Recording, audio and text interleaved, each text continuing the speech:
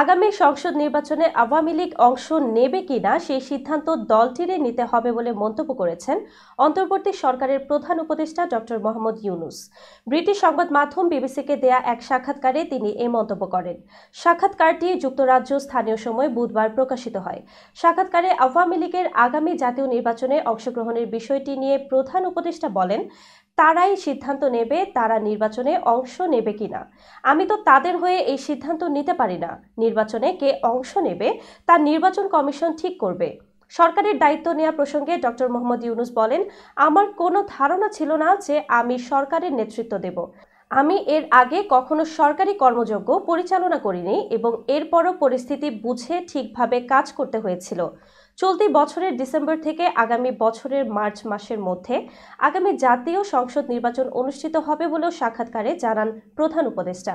তিনি জানান, তার সরকার 2025 সালের ডিসেম্বর থেকে 2026 সালের মার্চের মধ্যে নির্বাচন আয়োজন করবে।